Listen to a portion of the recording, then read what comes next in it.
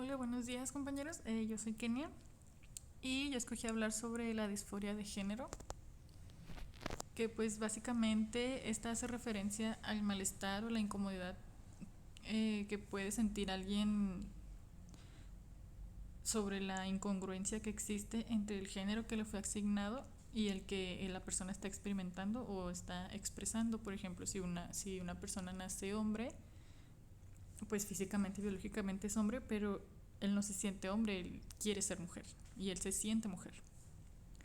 Y aquí nos dice que el malestar no se limita a un deseo simplemente de ser del otro sexo, sino que puede incluir el deseo de ser un sexo alternativo, siempre y cuando este pues sea diferente al que trae de nacimiento.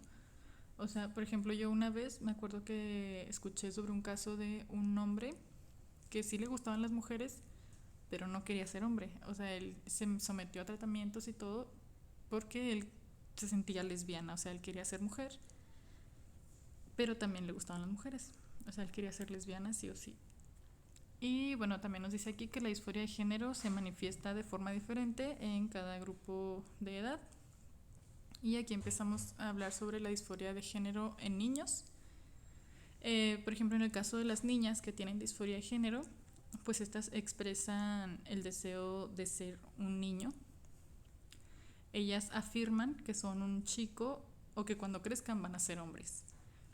Y también prefieren usar la ropa y el corte de cabello que usan los hombres o los niños. Ellas también manifiestan reacciones negativas cuando las hacen llevar ropa femenina, o sea, a ellas no les gusta usar vestidos, no les llama la atención usar falda, no sé, zapatitos, guaraches, así. También ellas muestran una marcada identificación con el otro sexo en juegos de rol, o sea, ellas sí les gusta estar con niños, pero no porque los niños le gusten, sino porque se identifican con ellos, o sea, se sienten a gusto con el rol que están haciendo dentro de un grupo de niños. Y muestran un poco interés en juguetes o actividades que se basan en estereotipos femeninos, por ejemplo, las muñecas, las pinturitas, la cocinita, todo eso, pues a ellas no les llama. Y al contrario, en el caso de los niños que tienen disforia de género, pues ellos también expresan el deseo de ser una chica, una niña. Ellos también afirman que son una niña o que cuando crezcan pues van a ser unas mujeres y prefieren vestir con ropa de mujer. A ellos sí les gusta usar falda, vestido y todas esas cosas. Juegan a hacer el papel de figuras femeninas, o sea, cuando hacen juegos, pues ellos prefieren jugar a ser la mamá, a ser la maestra y cosas así. Prefieren actividades, juegos y pasatiempos que son estereotipos tradicionales femeninos, o sea, a ellos a lo mejor les gusta, no sé, sentarse a platicar, a pintarse las uñas y hacer ese tipo de cosas. Y incluso algunos niños fingen que no tienen pene y ellos insisten en hacer pipí sentados, no les gusta orinar de pie. Y ahora vamos con la disforia de género en adolescentes y adultos. En el caso de los adultos, existe esta discrepancia entre el sexo que se experimenta y las características sexuales físicas. Van acompañadas muy a menudo, pero no siempre, de un deseo de liberarse de sus características sexuales primarias o secundarias y de un deseo de adquirir algunas características sexuales también primarias o secundarias, pero del sexo opuesto. O sea, ellos quieren renunciar a lo que son, a sus características para adquirir las del otro sexo. En el caso de los hombres, pues a lo mejor ellos quieren renunciar a su pene, quieren tener busto y cosas así. Y en grados variables pueden llegar a adoptar la conducta, el vestido y los manierismos del sexo que se está experimentando, o sea, el que no traen de nacimiento. Y en el caso de los adolescentes, pues las características clínicas pueden ser muy parecidas a la de los niños o a la de los adultos que padecen de disforia, pues esto dependiendo de su grado de desarrollo. O sea, si acaban de salir de la niñez y van entrando a la adolescencia, pues es muy probable que experimenten más características de los niños, pero si ya están llegando a la edad adulta, pues obviamente se van a estar manifestando más las características de disforia en adultos. Ahora Ahora, hablando sobre su prevalencia, en los adultos que nacen hombres, su prevalencia está más o menos entre el 0,005 y el 0,014%, y en el caso de las que nacen mujeres está entre el 0,002 y 0,003%. Aquí puse una pequeña gráfica más o menos para que se vea pues el rango del porcentaje en el que se encuentra cada género. Y pues como no todos los adultos buscan tratamiento hormonal y tratamiento quirúrgico y así, pues estas cifras pues no son tan exactas, es como que lo que se conoce. Y pues obviamente esta disforia pues trae consecuencias funcionales. Y aquí pues algunos ejemplos, por ejemplo, a algunos niños o adolescentes pues quieren dejar de ir a la escuela porque reciben burlas, acoso o porque los presionan para que se vistan de cierta forma que representa su género pues natural, ¿no? Por ejemplo, a lo mejor a las niñas no les gusta usar el vestido del uniforme o la falda. Ellas prefieren usar pantalón o pantalonera, pero la escuela no se los permite porque son niñas. Entonces, pues esto causa en ellas pues que quieren dejar de ir a la escuela y a lugares donde se les obliga a vestirse de cierta forma. También pues no se les facilita mucho las relaciones, incluyendo las sexuales, por ejemplo. Si sus padres no aceptan a esta persona como es, pues obviamente la relación va a ser muy complicada. Y también pues esto puede afectar obviamente en su rendimiento laboral y o escolar, dependiendo de su edad.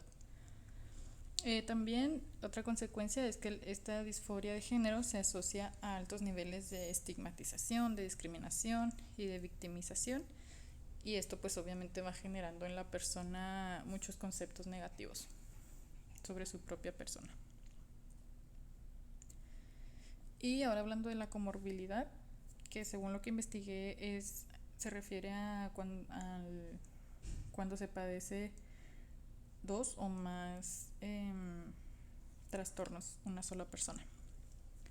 Aquí se menciona que los niños que se derivan por disforia de género presentan niveles altos de problemas emocionales y conductuales, y sobre todo pues son más trastornos de ansiedad y depresivos por lo que les digo, ¿no? A lo mejor en la escuela los discriminan y a lo mejor en su casa no los aceptan, y pues todo se va haciendo mucho más difícil y empieza a presentarse la ansiedad y a lo mejor hasta la depresión. También nos dice aquí que en los niños mayores la conducta sexual variante suele llevar a menudo al ostracismo de los compañeros. El ostracismo se refiere a la, ¿cómo se dice? Como cuando se apartan, al aislamiento.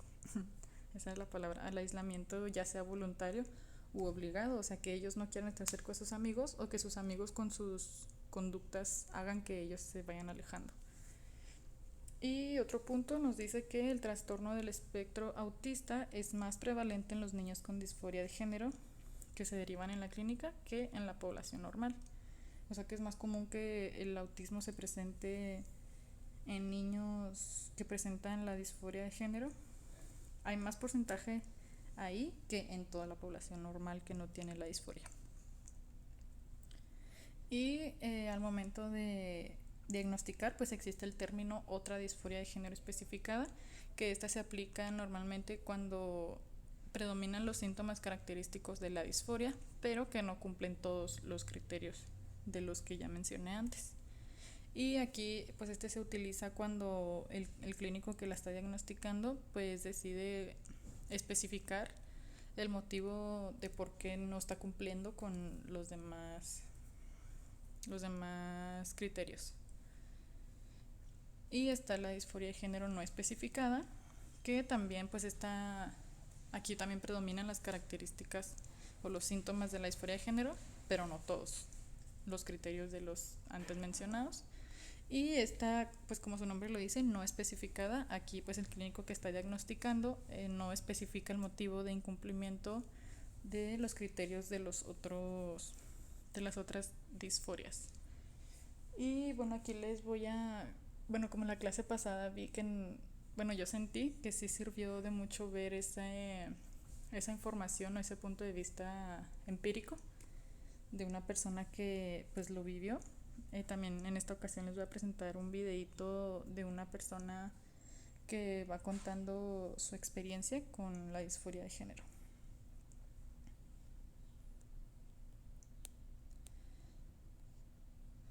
Ahí está. En la que aprendí muchas cosas y que me llevaron a entender lo que soy realmente. Antes de que yo naciera, mis papás pensaron que iba a ser una niña, pero oh, sorpresa, lo que vieron fue un niño.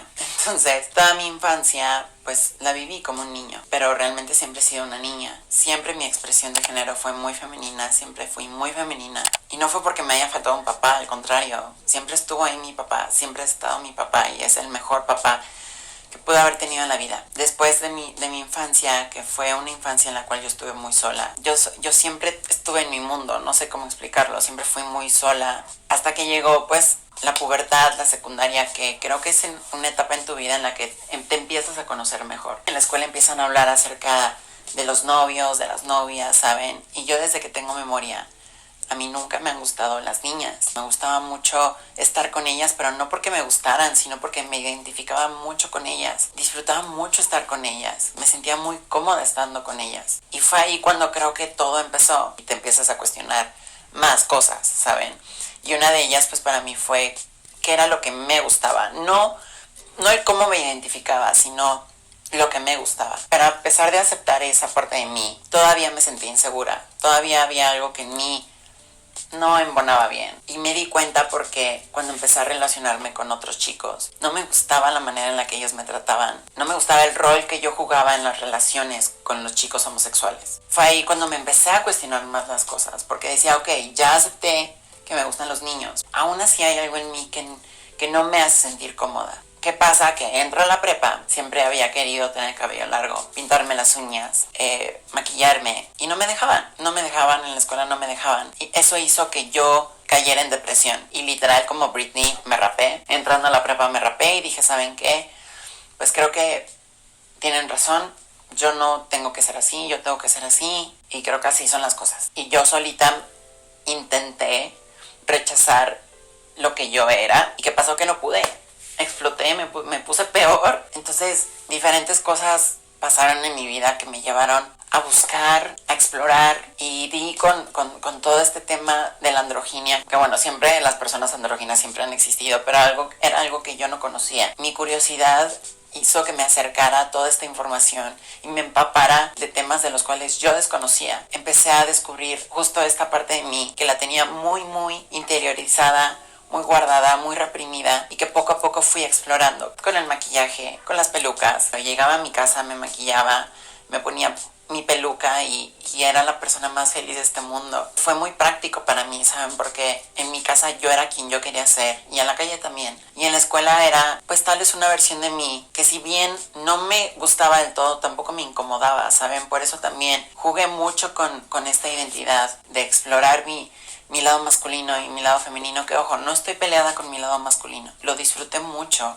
me divertía mucho explotar mi androginia. Fue una etapa de mi vida que fue muy bonita, y así fue hasta que salí de la prepa y las cosas empezaron a ponerse diferentes. Yo solita, inconscientemente, me empecé a alejar de mi lado masculino, me empecé a dejar crecer el cabello, me empecé a pintar las uñas, hasta que empecé a vivir de tiempo completo como una niña. Ya donde salía era señorita, ya era entrar al baño de niñas. Fueron pasos que inconscientemente yo empecé a dar, porque a la par de que pasó todo esto, pues yo empecé a explorar mi sexualidad. Y con esto me refiero a que sí, empecé a tener relaciones sexuales. Y fue ahí donde empezó otro boom. Ya no se trataba ni del maquillaje, ni de cosas tan superficiales, sino era algo ya mucho más interno. Cuando yo empecé a explorar mi sexualidad, me di cuenta que yo no me sentía cómoda cuando me tocaban. Y fue algo que que yo ya sabía. Es algo que hasta la fecha me hace sentir muy incómoda. Haciendo memoria, una vez que transicioné, tomé terapia y estoy tomando terapia, me di cuenta que yo solita estaba bloqueando muchos episodios de mi vida. Yo recuerdo que desde pequeña siempre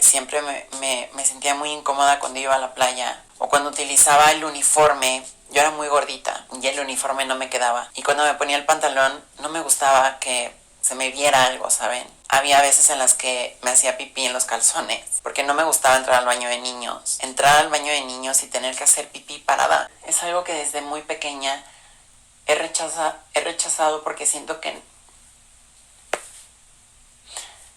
no forma parte de mí.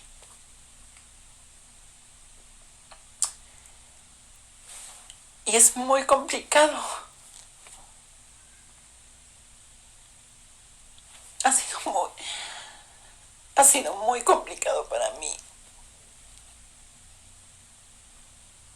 el poder lidiar. El poder lidiar con esto porque no es un tema con mi familia, ni tampoco ni con la gente con la que me relaciono, sino que es un tema conmigo. Bueno, ahí lo voy a parar porque no sé ustedes, pero a mí sí me dan ganas de llorar cuando lo vi. Y pues ya nada más quería que vieran como esa parte empírica, la experiencia que vive una persona que sufre pues de la disforia, ¿no? Qué mejor que verlo desde adentro.